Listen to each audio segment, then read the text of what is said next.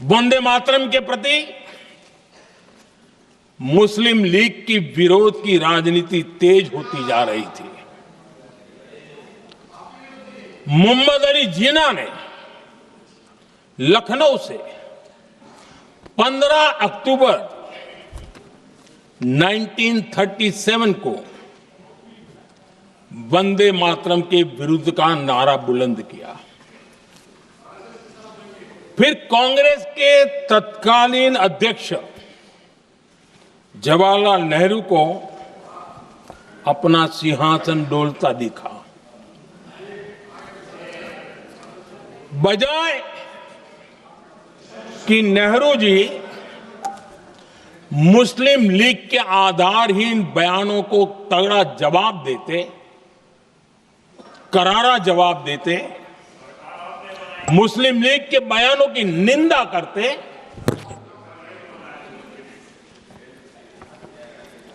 और वंदे मातरम के प्रति खुद की भी और कांग्रेस पार्टी की भी निष्ठा को प्रकट करते हैं। लेकिन उल्टा हुआ। वो ऐसा क्यों कर रहे वो तो पूछा ही नहीं, न जाना। लेकिन उन्होंने वंदे मातरम की ही पड़ताल शुरू कर दी। जिन्ना के विरोध के 5 दिन बाद ही 20 अक्टूबर को नेहरू जी ने नेताजी सुभाष बाबू को चिट्ठी लिखी। उस चिट्ठी में जिन्ना की भावना से नेहरू जी अपनी सहमति जताते हुए कि वंदे मातरम की, ये जो उन्होंने सुभाष बाबू को लिखा है, वंदे मातरम की आनंद मठ वाली पृष्ठभूमि मुसलमानों को इरिटेट कर सकती है। तुष्टीकरण की राजनीति के दबाव में कांग्रेस वंदे मातरम के बंटवारे के लिए झुकी। इसलिए कांग्रेस को एक दिन भारत के बंटवारे के लिए झुकना पड़ा। वंदे मातरम सिर्फ गाने के लिए नहीं है, निभाने के लिए भी होना चाहिए। वंदे मातरम कोई दिखावा नहीं है, ना ही राजनीति का विषय है।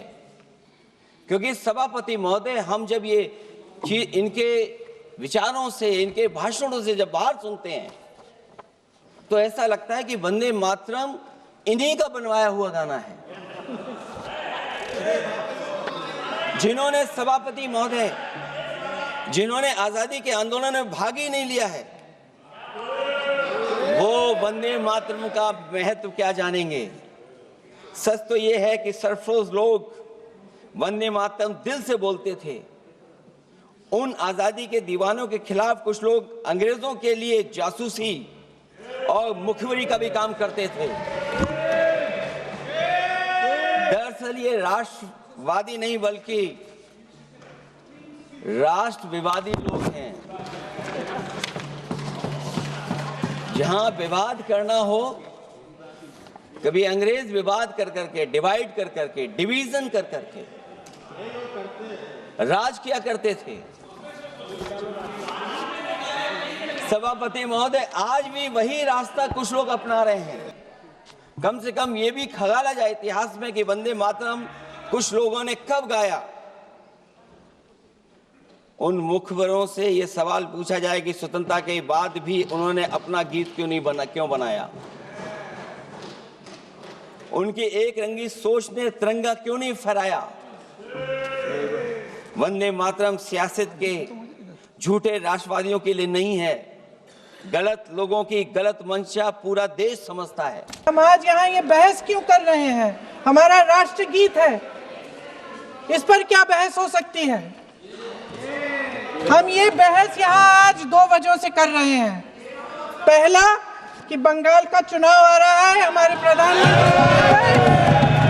अपनी भूमिका निभाना चाहते हैं उसमें।